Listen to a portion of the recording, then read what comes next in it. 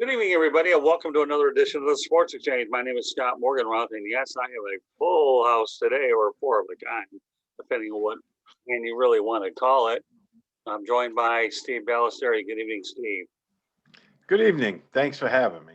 My pleasure. Mel Farr Jr. Go on, gentlemen. And Rick Curti. Hey guys, how are you? All right, you guys ready to talk some Super Bowl and trades? Yeah, let's do it. Absolutely. So obviously, we'll lead off with the Matthew Stafford trade. Did the Rams get fleeced in this deal? And how do you think Jared Goff will perform in Detroit? I know it's a three-level question, but you know what, Steve? We'll start off with you because you wrote a great article for Patriots. Your Patriots column, is that correct?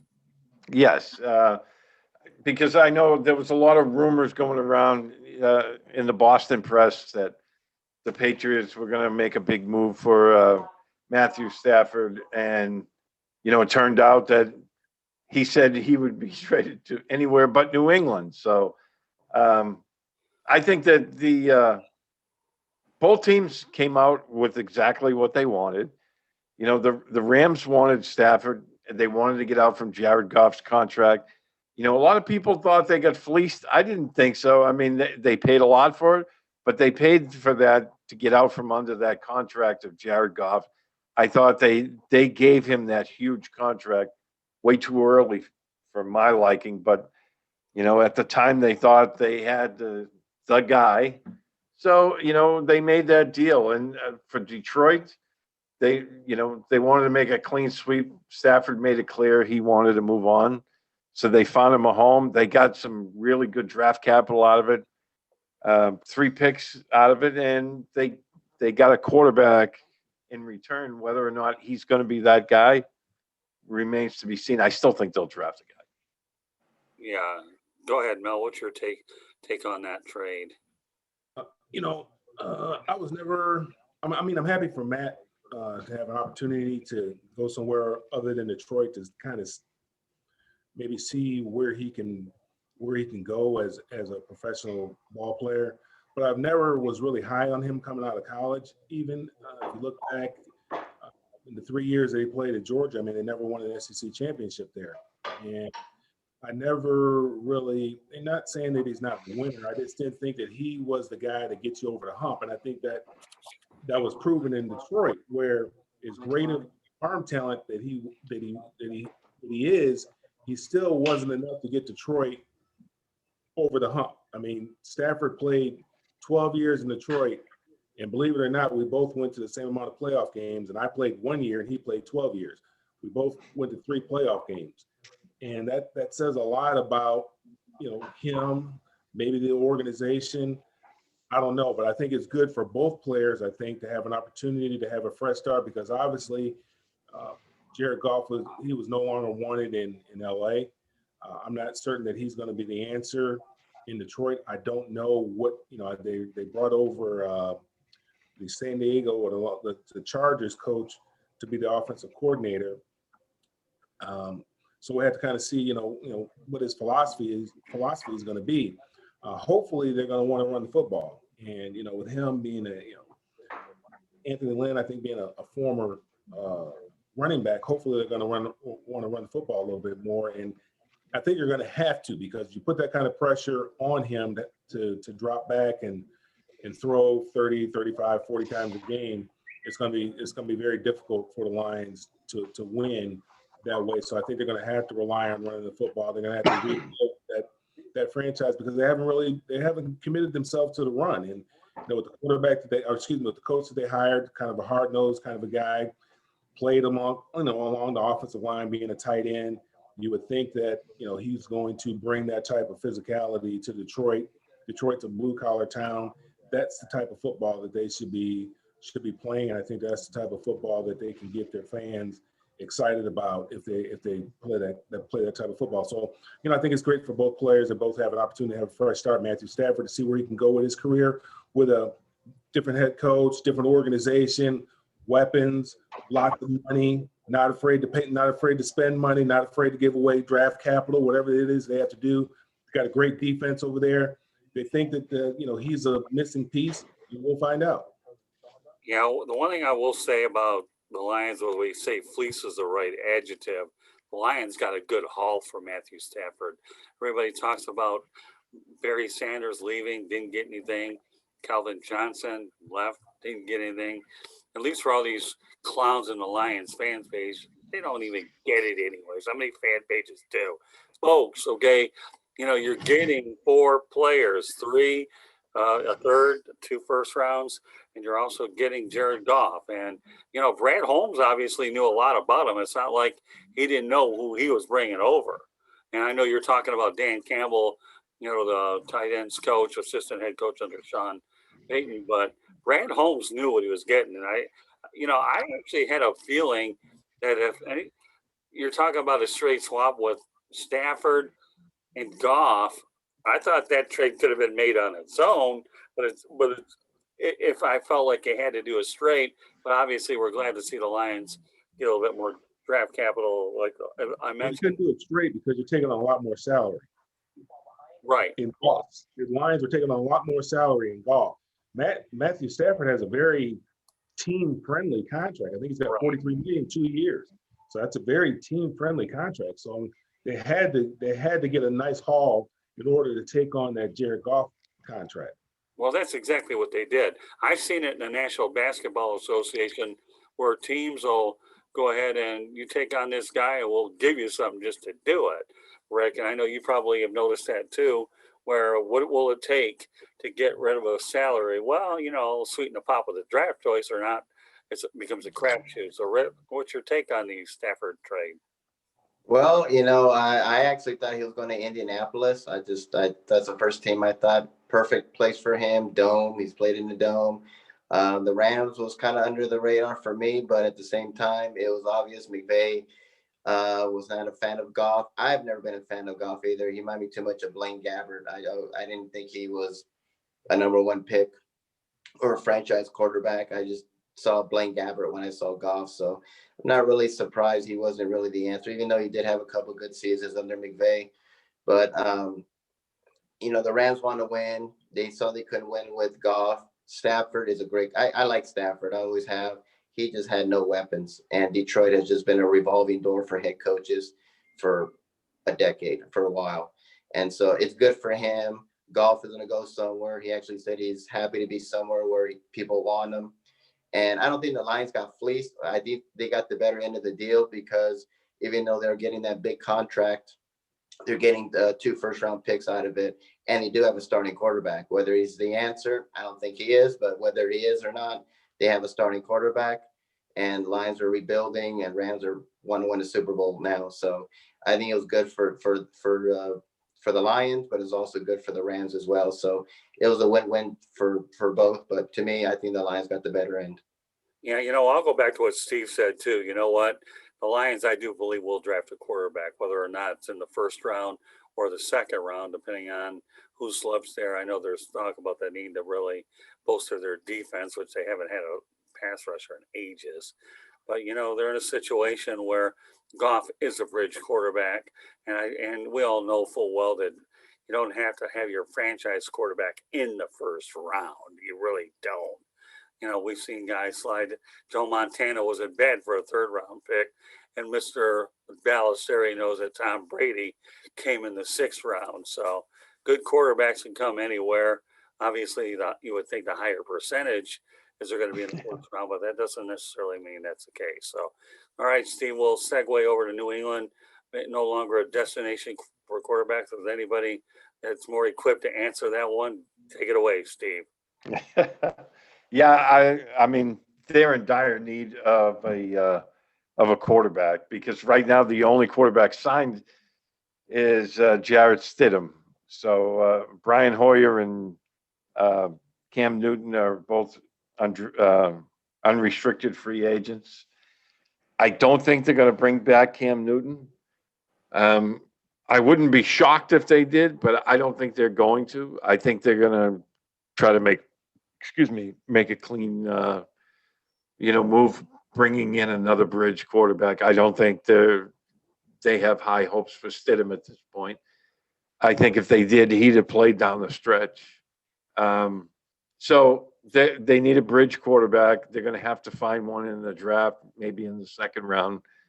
I'm not sure. I believe, because everyone thinks they're going to go for a quarterback in the first round. I think they're going to go defense in the first round. I've been writing that for a while now.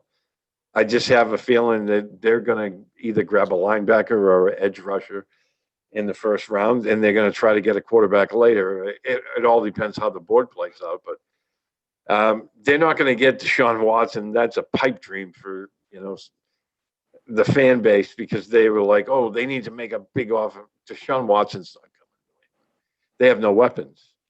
So he's not going to want to come there, just like Matthew Stafford didn't want to come there. So it's going to have to be a draft pick, in my opinion. Well, You asked if New England's a destination. yeah.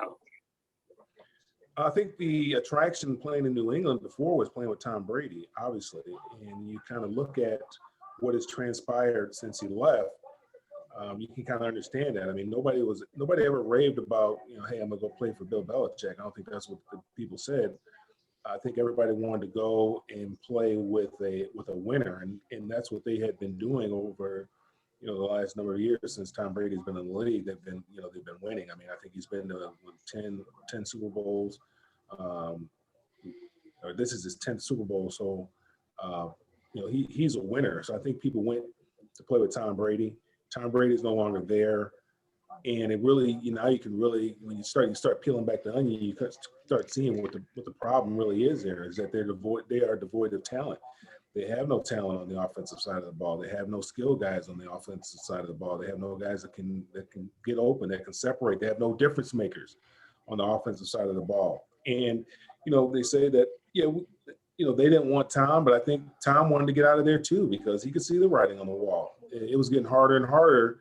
That team was getting heavier and heavier to carry year in and year out. When the way that they're drafting that they've drafted at the wide receiver position since he's been there.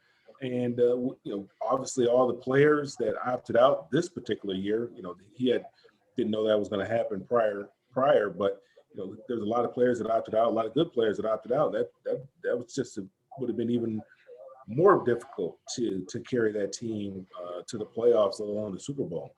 So, no, I don't think it is a destination team anymore. I don't think players looking to go there anymore, because they are, they've kind of lost that aura that they had, that winning aura that they had prior. And, all of that was because of Tom Brady. All right, Rick. Yeah, I hate to say this about the Patriots, but it's time to rebuild, and it's going to be a big rebuild, because it's time. They don't got anybody there. Nobody wants to go there because they don't have any weapons. Yeah, Deshaun Watson don't want to go there. Stafford didn't want to go there. They're going to have to draft a quarterback. And I always saw, we were talking about this earlier in the broadcast, but I like someone like Mac Jones going there from Alabama, the quarterback. I think he would be a perfect addition there. Someone who's young, they can groom, and I mean, I'm not going to say he's going to be a Tom Brady, because I don't think we're going to see that in a long, long time, but he's somebody that you can grow your organization with. And it's, Patriots had a great run, a phenomenal run, but unfortunately all things come to an end. It's time to rebuild for the Patriots and start from scratch. And they need everything. They need defense, offense. They need everything, especially a quarterback. They don't have a quarterback. I don't see Cam coming back. I think Cam will probably be a backup. I can see him going to Atlanta because he's from there. They can be a backup there somewhere. I don't know, maybe Pittsburgh. I don't know. But I don't see him being a starting quarterback anymore. Yeah, when you take away your wide receivers and then the running backs are no longer there, then it looks like Tom Brady pulled a Bill Belichick on Belichick. He got rid of Belichick before he can get rid of him, is what he did. And Bill Belichick is not used to having that, right, Steve, where somebody decides to get rid of him before. Well, I think the Patriots made a mistake. They saw how they struggled down the stretch, and especially in 2019, the offense really struggled, and it's because they didn't have the weapons. Like Mel was saying earlier, I mean, Brady carried them. He covered up a lot of flaws with that. I think the Patriots try to make a power play. From what I heard, and it hasn't been confirmed, but they had a handshake deal in place that he was going to retire in New England Patriot. And then, they decided they were going to pull it back and go year to year because, with his age, obviously, quarterbacks don't play at 43 years old. So I think they gambled and they lost. And now not only do they need a quarterback, they need at least two good wide receivers and a tight end because they don't have any of those. So I thought it was a bad move on their part. They try to make a power play and they didn't have a backup plan in place. Yeah, see, I've been involved with a lot of the Super Bowl media availability, Steve, all week. And I think it's been interesting to see how Brady believes he can play past 45 and Bruce Arians is like, have you go ahead and do it, more power to you. It's almost like Bruce Arians is in awe of his quarterback is what he really is. And, let's face the reality, once Bruce Arians kept his mouth shut and took away the biscuit phrase, whatever it is, and let Tom gave him the keys to the vehicle, it's safe to say what he did. Now, if I reference everything back to the Buffalo Bills, that wasn't a destination thing either. Everybody wondered about Josh Allen, how good he would be coming out of the University of Wyoming. And all of a sudden, he goes to Buffalo where everybody was going to red flag him, and he's made a name for himself in Western New York. So I have a feeling what's going to end up happening here is the Patriots are going to have to develop their own. I really don't think that they're going to go ahead and, to me, it's going to be hard to attract anybody. I love what you said earlier, though, about Ryan Fitzpatrick. I think he would be ideally suited for New England. And more importantly, the guy's a Harvard guy, so he knows he can lay the ball pretty well. Well, he played up there in college, obviously. He played in Buffalo. He played in New York. So the cold weather wouldn't bother him. And he knows Belichick likes established veterans. So they're not going to, regardless of where they draft a quarterback, even if it's a first round kid, Belichick isn't going to push him out there as long as Fitzpatrick is playing well. Right. And I always liked Fitzpatrick. He's kind of one of those guys that you just watch every year. He's not great, but he gives you everything he's got. And, he's not afraid to make a mistake. We've seen that with him. And it sometimes can come back and bite him. But I thought he had a really good season in Miami this year. Well, no question. So, and he's that type of guy. He's a bridge guy. He's not the answer. But, you can bring him in for a year, maybe even two, if you draft a quarterback and allow this kid to, develop and get a feel for what you want him to do with the offense. And about that time, Fitzpatrick will be ready to retire, and then you can hand the keys to him. But you're not going to get a top-tier quarterback up there right now until they spend some of that $60 million and start getting some wide receivers there. Well, he was a stabilizing influence on Miami Dolphins with Tua Tagovailoa, so there's no reason to think he can't duplicate that up in New England. So, all right, we'll move on to the next thing. Antonio Brown and Leonard Fournette. What a great story this is. And Fournette getting cut by the Jaguars was a terrible feeling for him. Think about a guy who started with Jacksonville, and when he leaves, they're 1-15, and Antonio Brown shuffled around the league. I got to tell you, I'm really pulling hard for those two guys who have had difficult recent histories to finally have a chance to win a ring. So, all right, Steve, we'll let you go ahead and talk about this one. Well, I feel like I'm monopolizing the podcast here. Not. Fournette is, to me, he's kind of the X factor in Sunday's game because the Chiefs their defense has played better this year, but they're not a great run defense. And I think Fournette is the guy that can open things up for that passing game. I know they like to mix things up in Kansas City, and they send all kinds of blitzes and pressure and all that.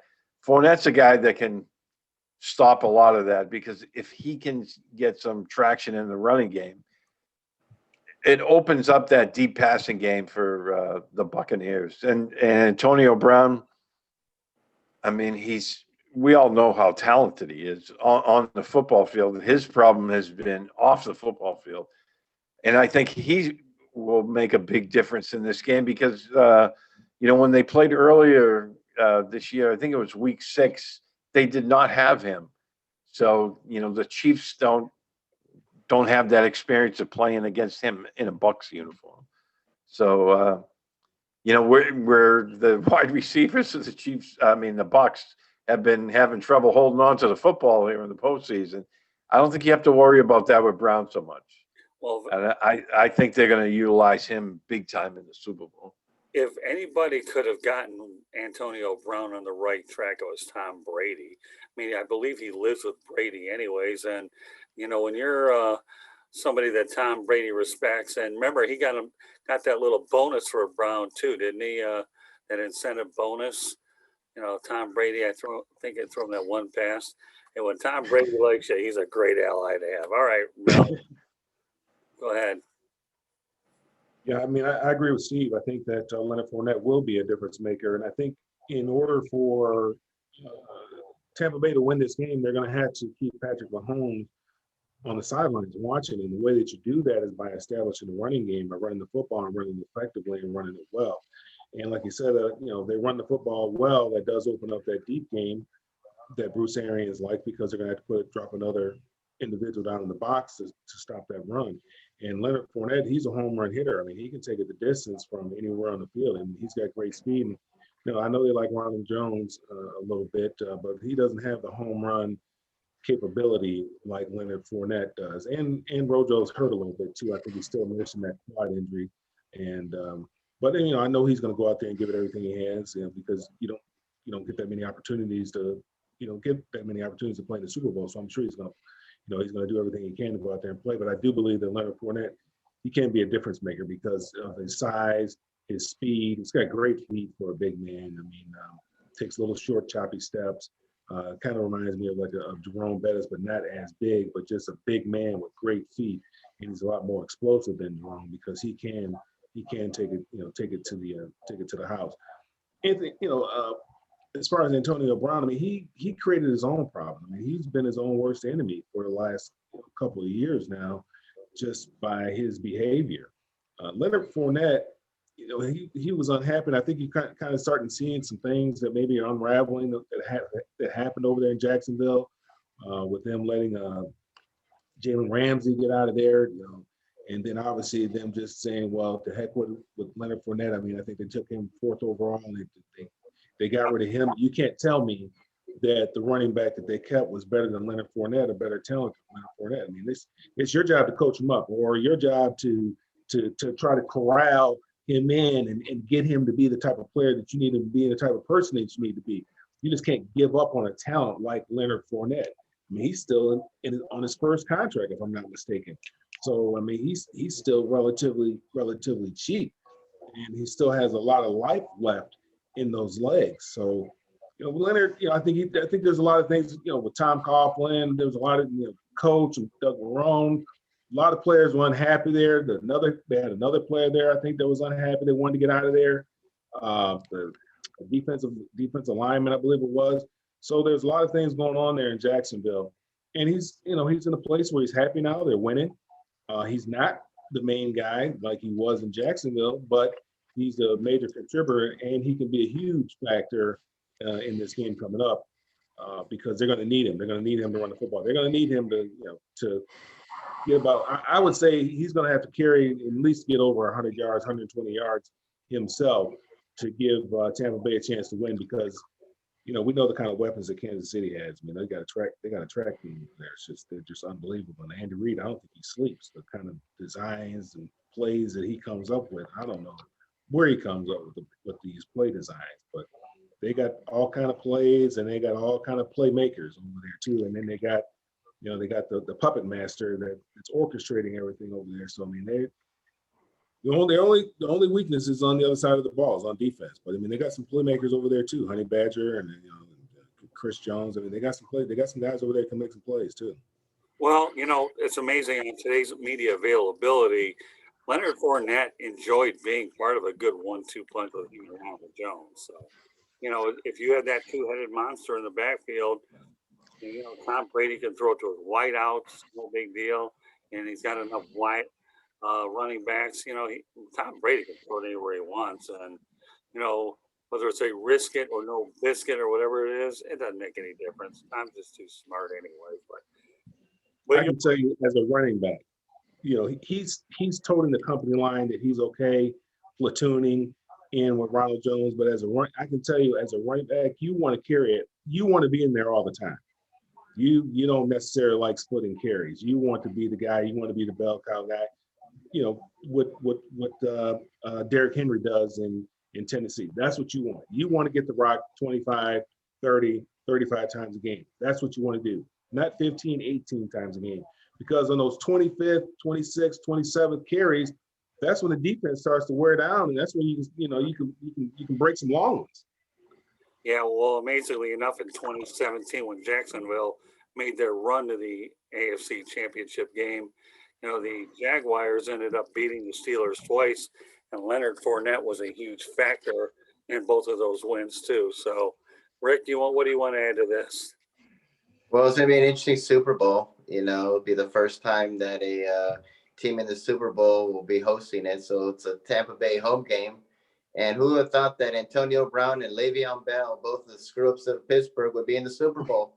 I didn't see that happening. And you got to give credit to Bruce Arians and Tom Brady, because I just thought Antonio Brown, this guy's nuts. I don't know if it's CTE he has or whatever's going on with him, but he's really got his act together, and he's really been him and Gronkowski. They've been great, together, and they got some good parts there. And Leonard Fournette, I just think it was time for him. He was just unhappy there. He was getting into some trouble as well over in Jacksonville. They just said, hey, he's a troublemaker. It's time for him to go. And, I think Tom has really gotten those guys together. He probably just said, hey, here are my rings. You want to join me on this Super Bowl run? Look at all the rings I got. And I think once you're a champion, once you have that pedigree of Tom Brady, people are going to listen. And I think that's what the key factor is, that Tom Brady's there. He's got his Super Bowl rings. And hey, I'm 43. I could probably play till I'm 50. I mean, the man looks phenomenal. So Tom Brady's definitely the factor in this one. And I like Tampa Bay in this game. Well, we'll get to predictions later, but great segue though, Rick, because I happen to be on media availability calls with Leonard Fournette and Le'Veon Bell, and these guys here are totally different men. I mean, Le'Veon Bell doesn't care how many carries he gets, whether it's 1 or 55 carries. He just wants to win football games. And considering the fact that he started the year out with the New York Jets, he talked about how happy he was just to land with Kansas City, and how he's been treated so well from the coaching staff, his teammates. So he doesn't care. He just wants to win. And I tell you what, winning does an awful lot for my soul, right? See, I love the way you're nodding, Steve. Get involved. Go ahead. You're not, and by the way, you're not monopolizing anything. So all I have is 3 darn great experts here on this show. So, well, winning covers up a lot. I mean, being fortunate enough to cover the Patriots the past several years, I mean, they were winning all the time. And, wide receivers all want the ball. Running backs, like Mel was saying, they want the ball. They want to carry it. The Patriots for years have been using a platoon system. They have 3 or 4 guys. And when you're winning, everybody's happy, because it's like, yeah, I might only get 8, 10 carries, but, we're all doing well and we're winning football games. And when you're going deep in the playoffs every year, guys buy into that. But, that covers up a lot when you're winning. And that's what I believe Le'Veon Bell. I mean, he hasn't been able to get over that hump. I know with the Steelers, they were favored there a couple of years to go deep, and they didn't make it. Then he ended up with the Jets, and, they were 0-11 at one point this year. So, that it gets frustrating. So when they talk about winning covers a lot of warts, it's really true. Well, Rick, you referenced home field advantage, and we'll get to predictions a little bit later. I think Okay. if there's any home field advantage Tampa does have, it's the fact that they haven't had to travel. They're in their neck of the woods. They're in COVID-19, and they're in their own beds. So I think if home field comes into play, it's because they're in a normal working environment where Kansas City has to fly in from Kansas City to Tampa. Other than that, you have like 25,000 people will be there. The rest will be cutouts of everybody else. It's not like you're gonna have 70,000. I've never seen a cutout scream anyway, so it just looks good with the old eye. So Mel, I don't know. What's your take on all of this? And what was that? Well, we're talking about home field advantage for Tampa Bay. Well, I mean, yeah, there's an advantage there. Obviously, I mean, they are playing in their own stadium. And it's something unique, something that we've never seen before. So, I'm sure they want to take advantage of that. Uh, but I think that's where it ends. And at the end of the day, you got to go out there and you got to play football. The unfortunate thing is there's not going to be as many fans out there as a normal Super Bowl that could potentially help swing the energy level one way or another. But the fans that are going to be allowed in the stadium are more than likely going to be pro Tampa Bay, because I know that the commissioner is giving some special invites to first responders down there in the Florida area. So I'm sure there's going to be a lot of pro Tampa Bay fans there. But at the end of the day, you got to play the game. You got to go out there and execute. It's about blocking. It's about tackling and executing and taking advantage of situations and being good in situational football. And that's what they're going to have to do. At the end of the day, yeah, it's going to be nice because they don't have to travel. They can sleep in their own beds. There's familiarity with the locker room and all that other kind of stuff. But at the end of the day, they've got to go out there and they got to play the game. So, Steve, do you see a home field advantage here at all? I see a slight one, and for the same reasons Mel just said. I mean, you're at home, you're playing in your own stadium. You know the feel of it. There's that comfort level there, and the fact that you don't have to travel. I know that I was surprised Andy Reid, because of the COVID, is not the usual Super Bowl, week, hoop-de-doo that we see every year. So they're treating this like a normal Sunday game where they're traveling to Tampa on Saturday. So, I don't think it's going to be a big home field advantage. I think it'd be a slight one, but just from the fact that, they're at home and, they're playing in their own stadium. I think that, that helps a little bit. Well, you have the locker rooms being the same. Their training facilities right down the street. So if anything comes into play. All right, well, segue over to Andy Reid, Steve, since you brought him up, who rarely loses after a bye week. Yeah, Andy Reid, he looks like Chumley, but he's the mad professor. So he'll have some wrinkles for the Buccaneers defense. And, I know that first time they played him, it was looking really ugly there early in the game. I think Tyreek Hill had 200 yards by halftime. So at least it seemed that way. But he'll have some wrinkles for him. And, we talk about the offense for Tampa. We talk about the offense with the Kansas City Chiefs. Mel said they have a track team, which they do. But I think it's going to come down to defense, because whichever defense plays better, and they're going to have to make some big adjustments and disguise some looks. I think whoever plays better on defense is going to win the football game. Rick, any thoughts about the Andy Reid during a bye week? Well, Andy Reid is a great coach. He's just done great wonders, and it's going to be a great game. I know that it's not. I think it's going to be a very close game, and we'll see what happens. And he's got the best quarterback right now to me is Patrick Mahomes, and he's young. He's just got a great arm. He's got everything there. So it's going to be interesting. A lot of we'll see a lot of firsts in the Super Bowls. It totally is a historic Super Bowl already with Tampa Bay having a home game. So that's never been done before. So we'll see how it goes. Mel? Yeah, I mean, Andy Reid has been great after bye weeks. He's got great players. He's got, with his play calling and then the playmakers that he has to go out there and execute, and obviously the puppet master out there orchestrating everything. He has everything that you could want on the offensive side of the ball to be able to compete with anybody and outscore anybody. And I'm with Steve. It's going to come down to defense. What team can make the other team uncomfortable, put them behind the sticks more often, put them in situations where they're going to have to throw the football and have to deal with that pressure. Todd Bowles has done he's done an outstanding job with that defense over there in Tampa Bay, and I'm looking forward to this game and seeing what kind of game plan that he's going to have for Andy Reid and company, because I'm sure he's going to have some tricks up his sleeve as well for the young quarterback, and try to put him in some situations that give him some things that he hasn't seen before and put him in some difficult situations. We know he's a very talented quarterback, but he can't make mistakes. And like I said, Kansas City kind of limped into this deal. They weren't playing all that great. They're kind of playing to the level of the competition. They looked a little bit better in the championship game, but they still had some mistakes there.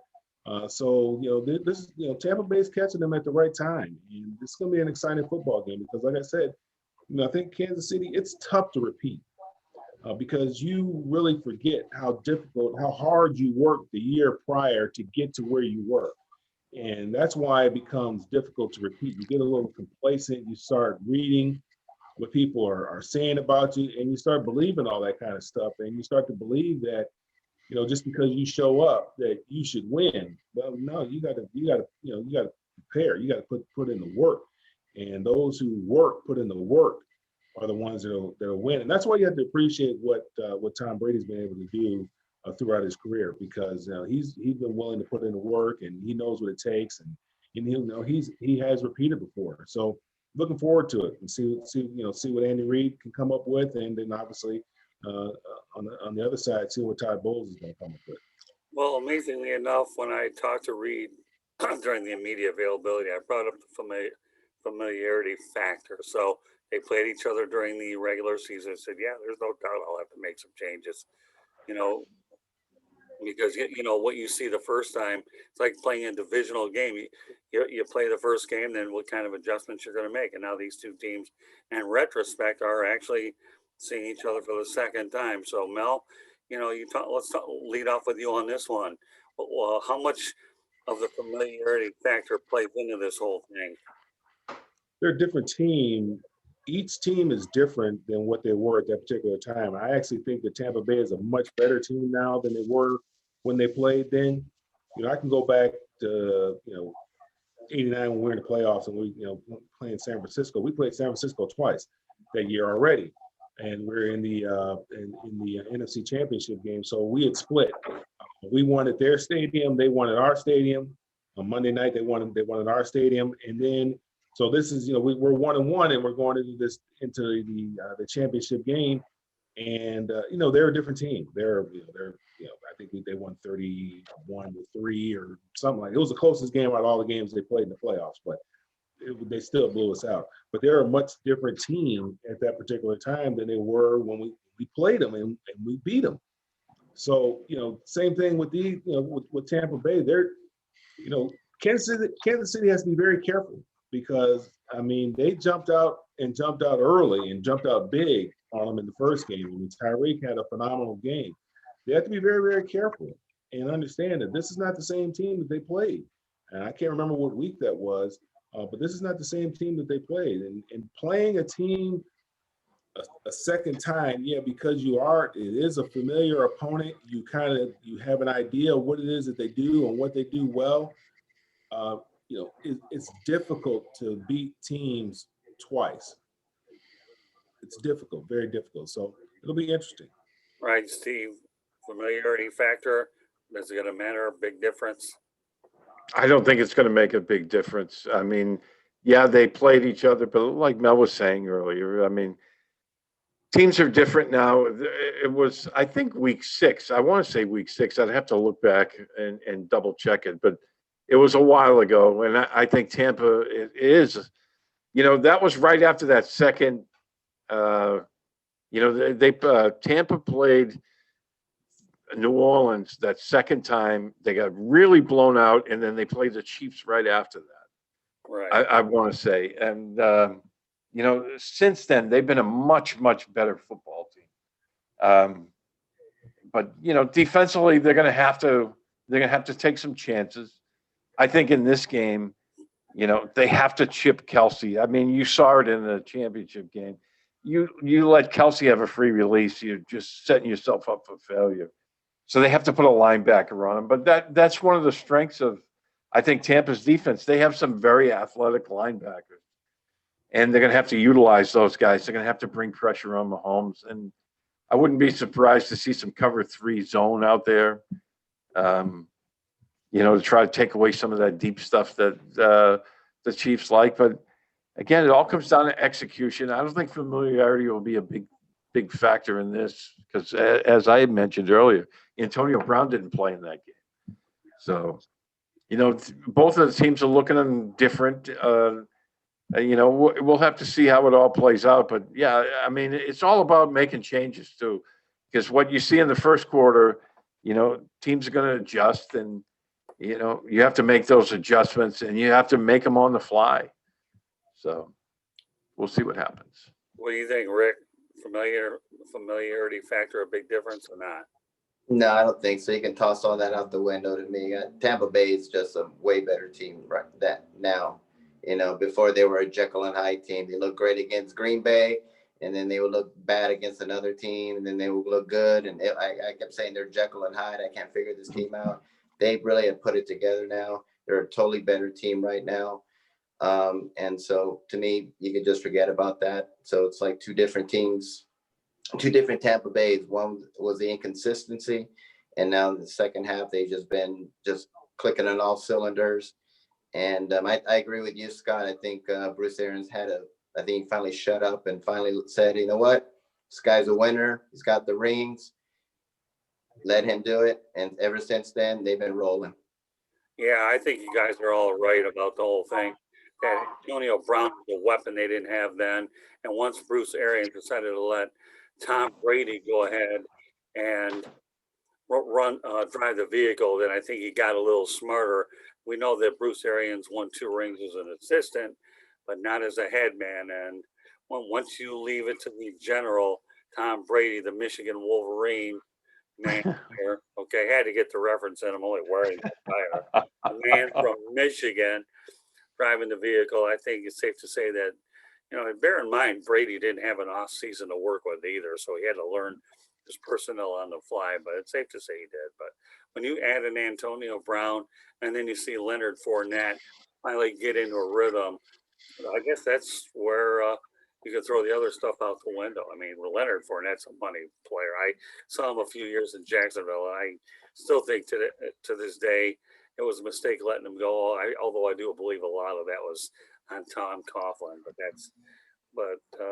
I agree. Familiarity factor when you're dealing with a different team probably is not applicable. So all right, let's go ahead on to Ndamukong Suh.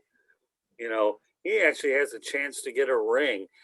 Didn't win one with Jared Goff, but now the big man there who's singing the praises of Detroit has a chance to get it this time.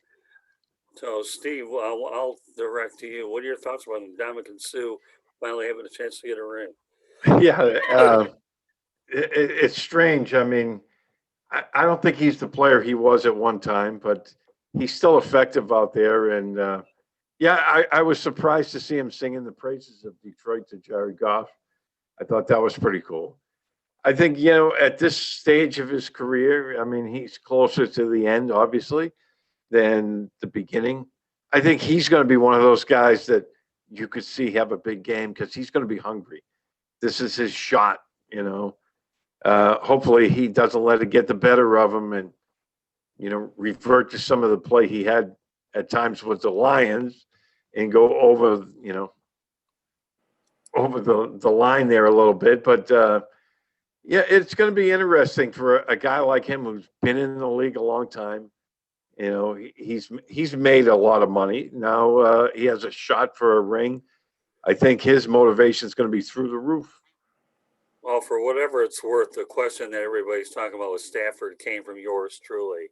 I've only been able to get 2 questions in because I have 9 zillion people competing for the airtime.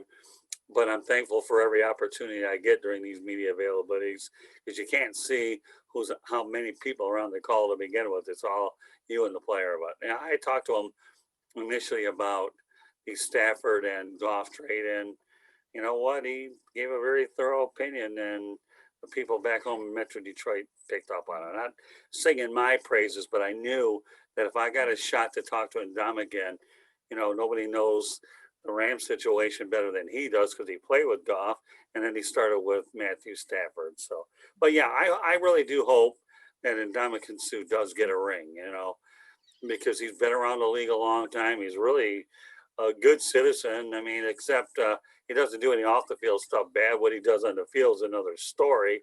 Don't worry about the takedowns with Aaron Rodgers and all the illegal fines that he had to go ahead and go to the principal's office to deal with.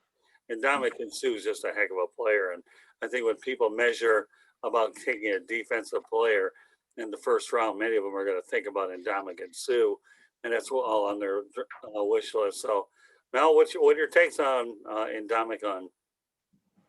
Well, I mean, he shouldn't have had anything negative to say about Detroit. I mean, they paid him a lot of money. So I would imagine that he would always speak very highly of Detroit.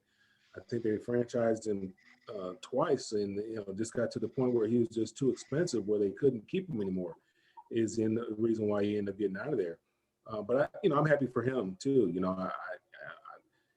I wasn't necessarily pulling for him, even though Rams is my team. Team I played for, I wasn't necessarily pulling for the Rams to win when they played in the Super Bowl that particular year. But this year, I hope he does well. I think he's going to give it everything he has. He's a tremendous talent. He's a great pass rusher. He's a great run stuffer. And I'm pretty sure that he is definitely going to show up on film because, again, he doesn't know how many more times that he's going to get to the dance. And so he's here now. He got there a couple of years ago. He got a taste of it. Now he's here again, and I'm sure he's going to want to go out, be on the right side of things this particular time. So I'm looking for him to play extremely well. So, Rick, I'm going to ask you the question, okay? Do you predict a body slam of Ndamukong Suh with Patrick Mahomes?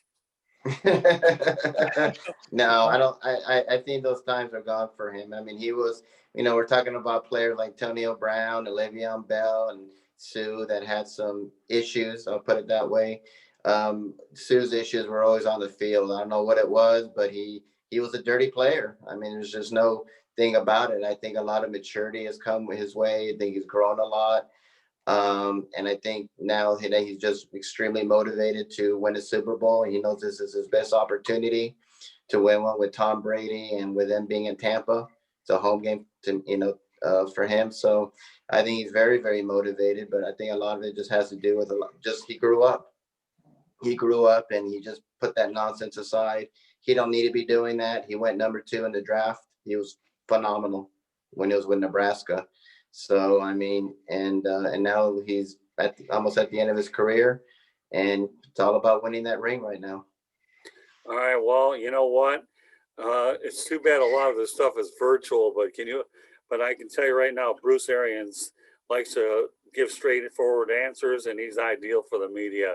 I think that this is what this game needs. I mean, Andy Reid, from what I've noticed in these sessions, have been pretty even keel, low key, and all that. Says what he has to do, and I've really gained a lot of respect for what I've heard from Andy Reid and his philosophies. But let's not kid yourself. If there's a guy that loves to talk, Bruce Arians is definitely in the right situation. So, Steve, I'm going to defer this one to you, okay? We're talking about Bruce Arians. Wouldn't he be a dream guy for you to talk to? I don't know. The guy I really admired and I got to talk to once was Sean Payton. So Bruce Arians wouldn't have been on the top of my list, but he is one of those guys. I mean, he shoots from the hip. He doesn't hold anything back. If you ask him his take on something, you're going to get it.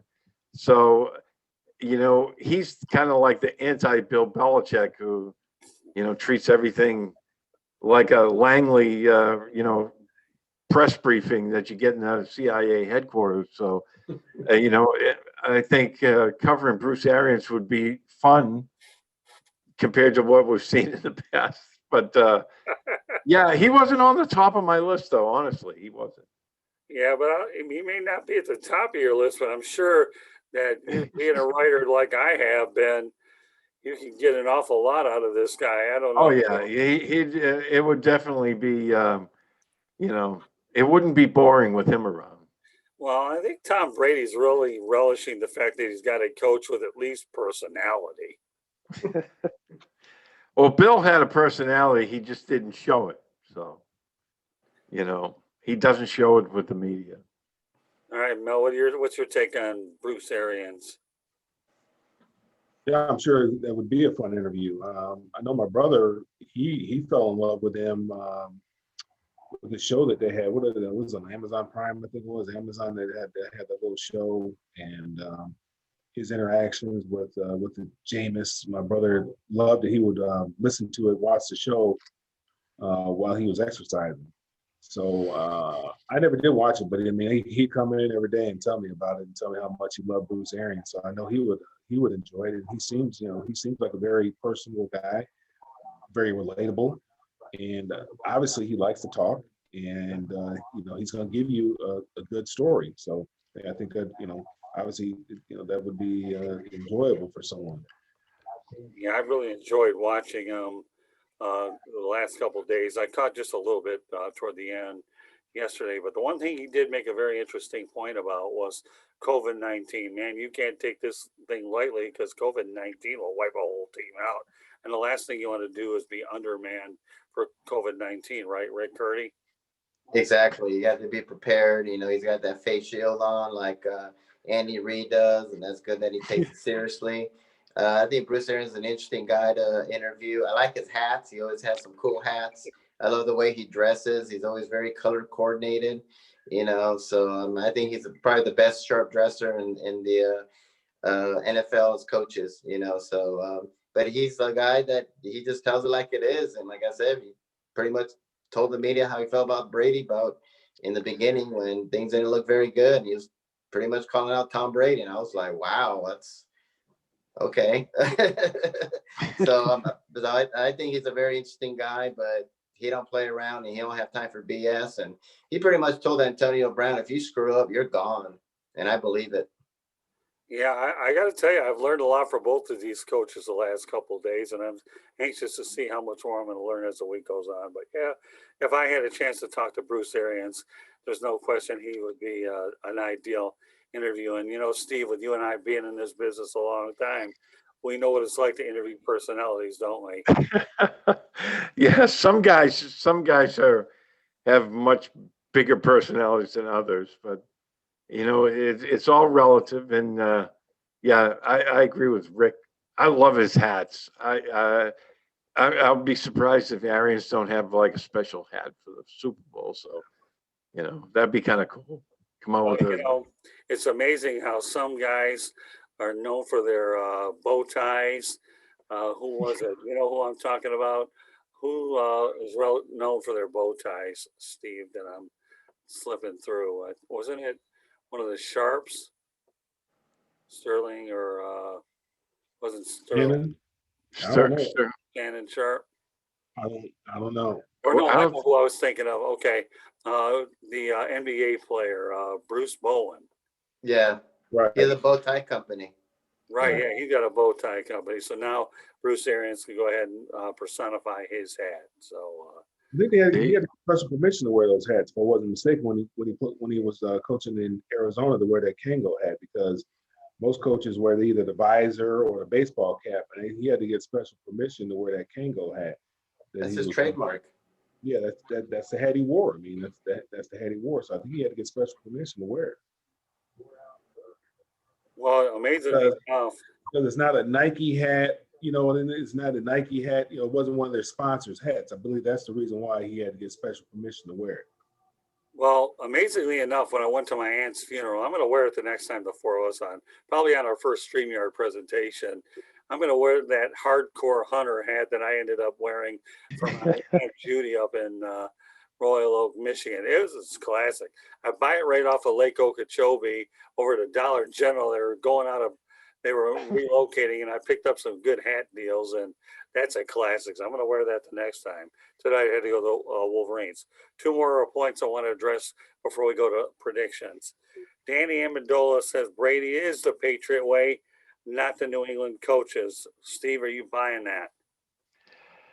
I buy it to a degree. Yeah. I mean, earlier in the show, one of us, I don't know if it was Rick or Mel, said, guys went there to play with Tom Brady. And I agree with that. I mean, Bill Belichick does. I mean, I've talked with players there that, had just signed with New England, and they've said, hey, they wanted a chance to play with, for Bill Belichick. But at the same time, they all say, hey, Tom Brady's the man. So I think Tom Brady is the Patriot way. He personified everything that they were trying to put out as the Patriots way. He was the first guy in the building. He was the last guy out. He treats every practice like it's the Super Bowl. He's extremely competitive. There's no just, kind of going through the motions with him. He's an extremely hard worker, and he's very demanding. And but at the same time, if a teammate does well, I mean, Brady doesn't care, if he throws a touchdown pass or he hands it off, as long as they're getting in the end zone. So it's not about stats for him; it's about the wins. So I do believe, I think he personified everything that they were portraying as, quote unquote, the Patriot way. Okay. Mel, what's your take on this? Yeah, I mean, I don't think Danny's a scorned lover or anything like that. I mean, I think if anybody would know, he would know because he spent a lot of time there. And, obviously, Tom personified that. And a lot of that stuff they probably wouldn't be able to get away with if Tom did not buy into it. So, I mean, if Tom was going along with it and, he's the, he's the top dog, he's the alpha male, then everybody else is going to fall right in line. And again, as we talked about it, winning cures a lot of things. They did a lot of winning over there. I mean, they did a lot of winning over there. Tom did a lot of winning. I forgot how many divisional championship games he's been in, but I forgot it was 13, 14 or something like that over the course of his career. I mean, that's a lot. That's a lot of winning. And that's what guys want to do. And yeah, they'll take less money, especially, if they've already gotten paid, they'll take less money for the opportunity to win. And, he's proven it year in and year out that they're going to be in a position to get to the dance. And that's what most guys want. They want to put that, they want to have that Super Bowl ring on their finger. They want to play in playoff games. I mean, I was just thinking about it. The big Joe Thomas played with Cleveland. I think he played 10 years, never went to a playoff game. I mean, that's tough. I mean, you put in a lot of work, a lot of effort. And obviously, football is the greatest team sport that there is. And, Joe Thomas couldn't do it by himself. And again, he probably got tired of losing and so forth. And that's probably why he hung it up early as well. So, guys want to win. And, that's why they went there to win. Right now they're not winning. They didn't do very well. And they didn't have a very good season this year.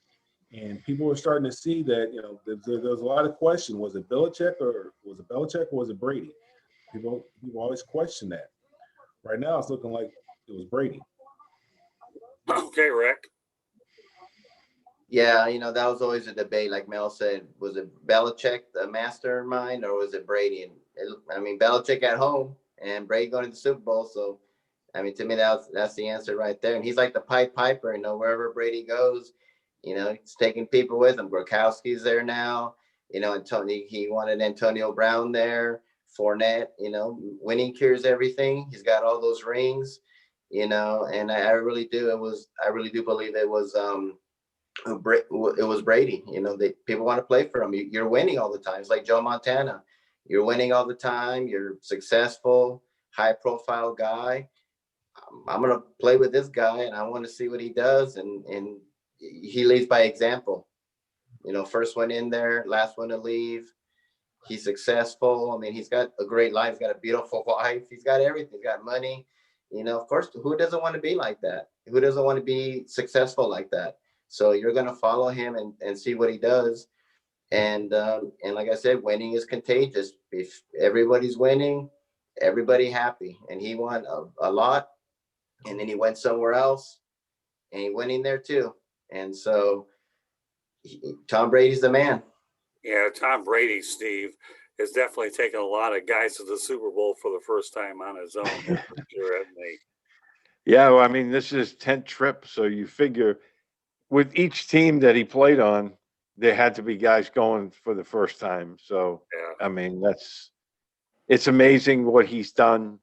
And, you know, getting to cover him up there was really a treat because, like I said, you know, he treated everything like it was all serious business once he got on the field, and nobody worked harder. And, you know, when you're a young player and you go there and you're watching a guy with all these Super Bowl rings put forth that effort, you're not going to be the kid that, you know, half steps through practice, you know. So, and it's contagious. You saw it on the defensive side because then, like, when Gerard Mayo was still playing, Mayo and Brady had a great relationship. They would, you know, talk trash to each other during practice all day long. And, you know, it would get really competitive out there when they go through team drills.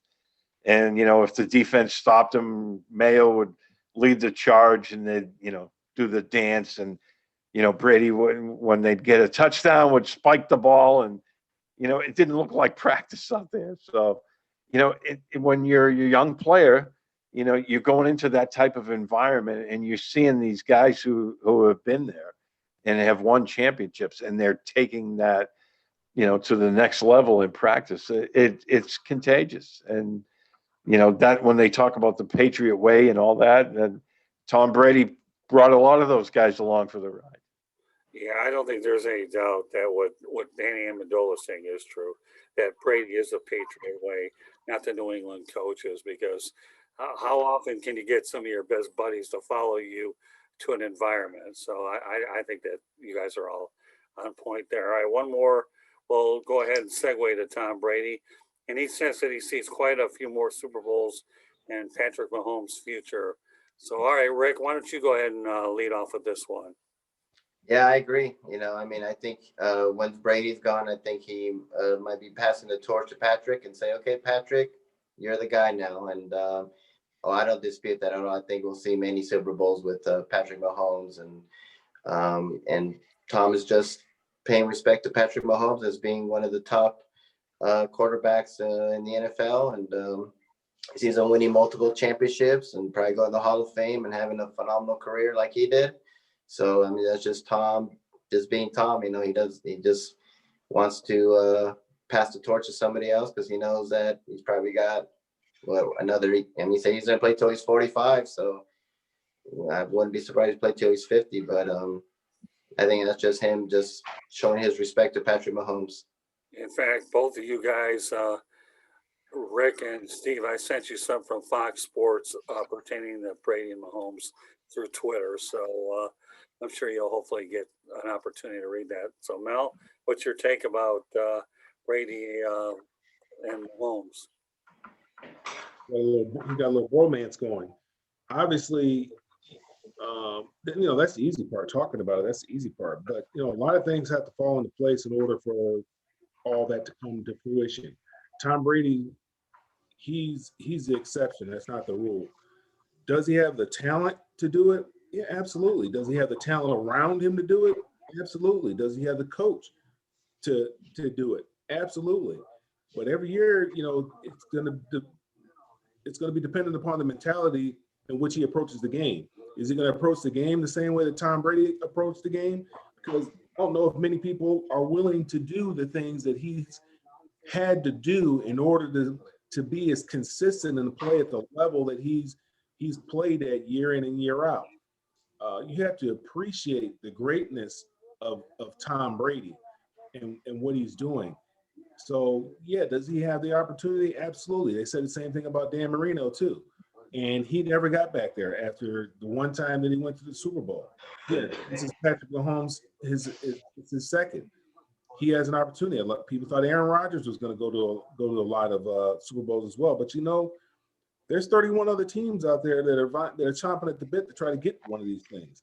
They're not easy to get to. When you get to them, you got to cherish them, and you have to take advantage of the opportunity when you get there. The Buffalo Bills, they went to 4 straight, right? Didn't win one. It's or 3 straight. 3 straight. No, they went to 4. Yeah, they went to 4 in a row. Lotus was there. Went to 4 straight. So, and didn't win one. And I'm sure people thought, Jim Kelly was going to win a whole lot of them. They got there, but they didn't win. So, it's funny you talk about that. I think Patrick Mahomes needs to be very careful. Tom knows exactly what he's doing. He wants him to believe everything that he is hearing about himself and reading about himself, just so he can get that little bit of edge that he needs to go out there and lead his team to victory. Tom is not a dumb man. He knows exactly what he's doing with his little bromance. Well, he's from Michigan. He's not supposed to be stupid. But go ahead, Steve. When you talk about the Bills going to 4 in a row, I often wonder, that very first one was the wide right with the kick at the end against the Giants. Sometimes I wonder if that kick goes through, does things change for Buffalo? I know they got blown out in a couple of those Super Bowls. Right. But you often wonder what would have changed if maybe they won that very first one. Yeah. They may not have gone back. Yeah, maybe not. Yeah, well, I got to tell you, though, Mel makes some interesting points, Steve, that it's just really a mind game that Brady has over Mahomes. Let's face the reality. He's been, after this year, 10 Super Bowls out of 55. That to me is practically a little bit around a fifth or maybe slightly under a fifth out of the entire. That number is unbelievable. I wonder about that, Steve.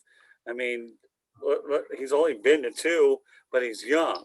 But he has a long ways to go to even get to 10, even though he's won 1. And I like the fact that Mel mentioned Dan Marino, went to 1. A lot of us thought he'd go to a lot more, but he didn't. So, Steve, what's your take on it? Do you think this is a mind game, or do you think it's true that he sees a lot more Super Bowls? I think there's a lot of respect there. Brady sees the talent level that he has and the talent level that's around him. But, fate can be fickle sometimes. The Chiefs, have been pretty healthy for the past couple of years. Their skilled position players have stayed healthy. Weird things can happen in the season. A couple of these guys go down and then your offense starts looking a little different. I think the opportunity is there for Mahomes because obviously the talent that he has is off the charts, and he's got a great coach. And right now he's surrounded by track stars, as Mel said earlier in the show. This is a team that's built to be there around for quite a while, and we'll have to see, with free agency and injuries play a big part in the NFL. So we'll see. But I don't think he was blowing smoke up his skirt. I think he was calling it like he sees it. He has the opportunity. But yeah, the Patriots were famous, and Brady knows. You don't give him any bulletin board material. Every week Belichick might be playing 0-11 Jets, and he's going to talk about them like they're getting ready to go play in the Super Bowl. And that was one of those Belichick things that rubbed off on Brady. But at the same time, I don't think he was saying anything that he didn't believe to be true either. Yeah, I think it's a first-class psych job, if you ask me. And I'm not so sure. I don't know if it's a psych job. he's not going to give the Chiefs any bulletin board material. I don't know, site job or no site job, you're right. He isn't going to give them any bulletin board material like a lot of these guys do because they have a bigger platform, more people to hear about it, and they're all looking. But in the end, how does it turn out? But yeah, you know what? When I look at Mahomes and Brady, again, you're talking about an incredibly young guy, but I've always thought, Steve and Mel and Rick, that it's not the best team that wins the Super Bowl. I think it's the healthiest one and who's playing at the right time. It really is. Injuries do play a part in this game more than anything else. They really, really do. So, I mean, we've seen the Giants win it 1 or 2 times with a 9-7 record, including a Patriots loss where they were undefeated but couldn't get that last win. So, when you get to the big game, you better be healthy and you better be playing at your best, and regardless of what the records are. So, all right, well, we only have one last line of business before we talk about how we can get a hold of each other, and that thing called prediction. So, all right, Rick, I'm going to let you lead off with this one. Well, I was always saying that, Tampa Bay, this is the first time that team in the Super Bowl is hosting it. And there's a lot of familiarity there. I mean, they can go home and relax, and it's in their area, and and Kansas City had to fly in. I think it will play a factor because it's never been done before, and it's Tom Brady. Patrick Mahomes was facing anyone in the Super Bowl, I say Chiefs all the way because their offense is explosive. Their defense, I think, it's their Achilles heel. I like Tampa in this. I think Brady will have a big game. I have Tampa winning this 30-27. And this will officially crown Tom Brady as the greatest quarterback of all time. And he'll be the second quarterback to win 2 Super Bowls for 2 different teams. Manning was the other one. He had to go all the way to Norm Van Brocklin in the 40s when he won it with the Rams and Eagles. So he'll only be the 3rd in professional football history. So I like the Tampa Bay in this, and I'm going to pick Antonio Brown as my MVP. I think he's going to have a breakout game. Ooh. All right, so I'm documenting scores here because when we do this show again next week, okay, because I've been having a lot of fun with all you guys. You guys are great. So Tampa 30, Kansas City 27, right? Right. All right, Mel. I'm nervous now because last time we talked about Tampa Bay and what was it, New Orleans, right? No, Green Bay. And, I said I was betting with my heart, not my head, because I really thought that Green Bay was going to win that game. And you two picked Green Bay, and I actually picked Tampa Bay. I did go with my heart there. And here again, because I appreciate greatness. I appreciate what Tom Brady is doing, and I'm really pulling for him. I'm rooting for him. I'm cheering for him. I mean, I want to see him do this. Yeah, I love Patrick Mahomes. I love Andy Reid. Andy got his last year. I'm not mad at him. I like to see Bruce Arians get one. I like to see Tom get his 7th one because, you got to appreciate greatness. You got to appreciate, what he's done, what he's had to endure to get to this point again. And, I'm rooting for Tampa Bay. Tampa Bay was my team growing up. I mean, I've always loved Tampa Bay back when when Coach McKay was there and they had Ricky Bell and Doug Williams. I love the creamsicle uniforms and I'm pulling for the Bucks, and I think they'll win it. Tom Brady's going to be the MVP, regardless of how well Antonio Brown. Because if Antonio Brown is doing well, that means Tom Brady's doing well. I still think that Leonard Fournette is going to be a big part of this football game, but I think that Tom Brady will be the MVP. I think that Tampa Bay will win this game. I think that it'll be. It's tough to say, but. I would have to say, they're gonna have to put up some points because you definitely have to put up some points when you're playing against Kansas City. But I'll go 34-24. Okay, so you got Tampa winning 34-24 with Tom Brady as the MVP. All right, Steve, you got 2 to base your opinion on. Let's see what you're going with this, Mr. B. Yeah, I'm going. Team with the ball last wins the football game. So I see the 4th quarter of the score changing back and forth. Tampa scores last second field goal, 31-30. For who? Tampa Bay. So Tampa 31-30. Yep. On a last second field goal. Do you have a MVP? Yeah, it's going to be TB12. So Tom Brady. Stay away to 7, baby. All right. Well, I guess at least, wait, you said 31-30. Yeah. All right. I'll give you mine now. Okay. And I had this written down before you went ahead and mentioned your score. So don't worry. I'll try to be fair. Tampa 38, Kansas City 33. And believe it or not, I'm going to throw a sleeper at you for MVP. How about Leonard Fournette? I could see that happening. Yeah, I said he's gonna have a big game, but they're gonna give it to Tom Brady. I mean, Okay. You know understand, what? He's the horse that pulls the button. Again, we're going to do this broadcast again next week with the four of us. And I have enough here to see. But the thing is we all do agree on Tampa in this thing. So nobody's going to be able to say. That scares me. Huh? That scares me. I know. Yeah, it does. Scares Now me too. Mahomes will probably throw 7 touchdown passes. Yeah, Right. he'll throw for 600 yards and Right. he'll set a record. And then, like, I've never seen. And I mean, I would not be surprised if he did something like that. He's phenomenal. Well, I'm looking forward I'm to going with Tampa. So what do I you like got? Tampa. I can't go against Tom Brady. I'm sorry. Well, I mean, you got the other thing too. I mean, there's got a lot of frustration over there in Kansas City's part. I mean, Eric Bieniemy once again was looked over, which I couldn't believe it. You know, I thought the Houston job was his. I thought that's what they're I waiting did for him, and name this other guy Cully or whoever his guy is. And Houston I is. couldn't believe it. I thought Bill O'Brien was the problem there. It's apparently the ownership. They have Todd Bowles no clue what they're doing. Todd Bowles was actually interviewed for the Lions job once, but never got another one because they decided on Dan Campbell. So go figure. I didn't see that coming either. So Bruce- we talked about it last week, I think. Well, Bruce Arians mentioned today actually that he wishes that the hiring cycle was actually after the Super Bowl's over with. But They need to do something about it. They need to do something about that, definitely.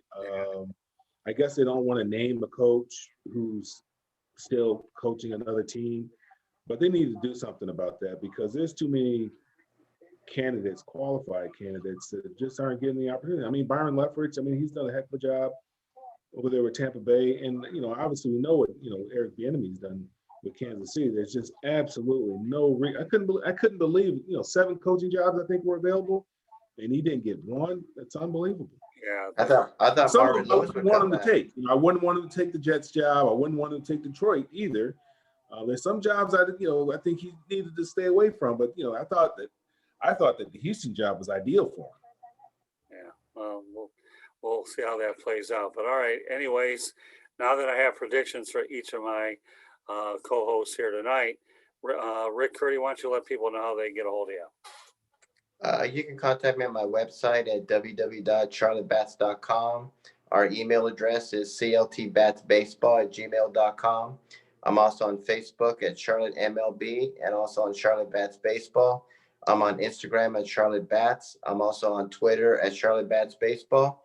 And you can find me on LinkedIn under Rick Curti, Curti. And you can contact me on any of those social media websites. Okay, Mel, it's your turn.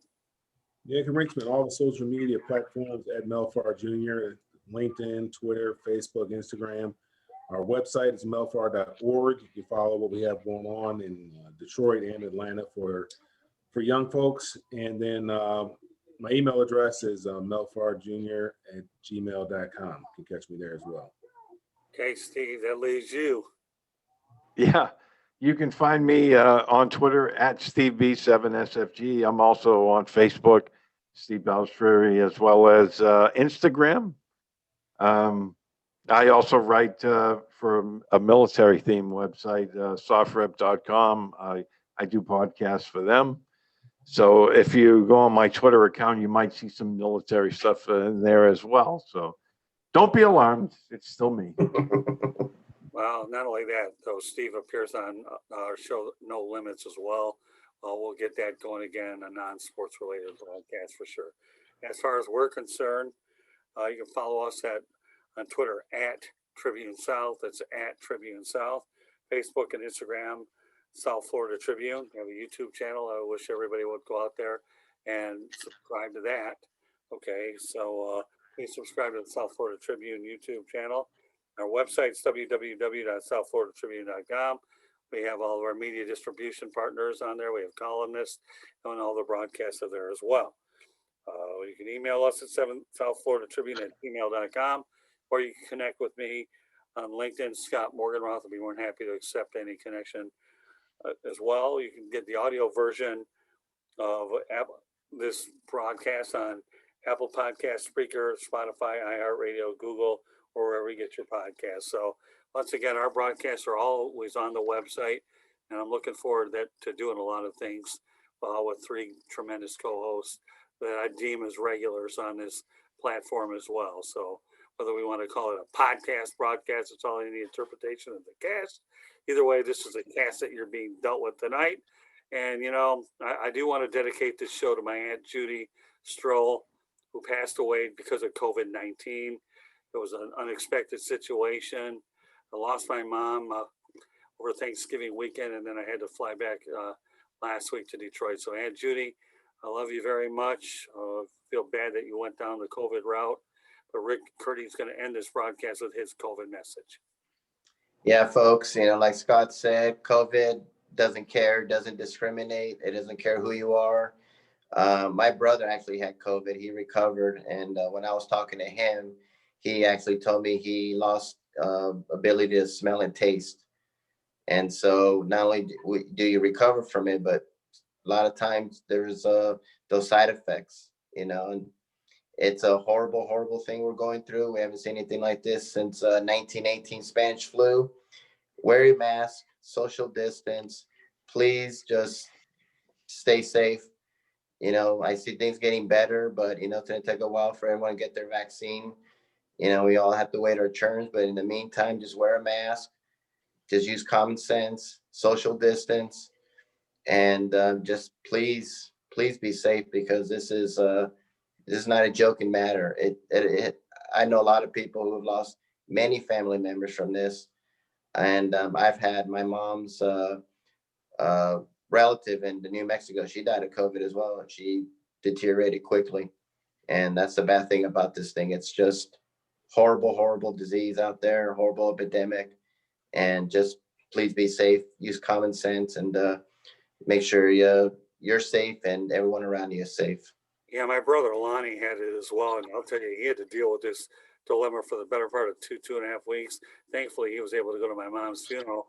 And where did he end up getting treatment? At the University of Michigan Hospital. So what a Michigan Wolverines thing. For whatever the reason is, I know Steve right now is kind of chuckling at that one, but how many Michigan references back can you get in one broadcast? Well, one saved my brother's life, and the other one produced Tom Brady, and this is what we have for this edition of the Sports Exchange. So on behalf of Steve Balestrieri, Mel Farr Jr., and Rick Curti, you are listening and watching to the Sports Exchange. We look forward to catching you on our next broadcast. So meanwhile, once again, on behalf of my all-star team here, Steve, Mel, and Rick, this is Scott Morganroth of Motor City Madmouth. Thank you for joining us on this edition of the Sports Exchange.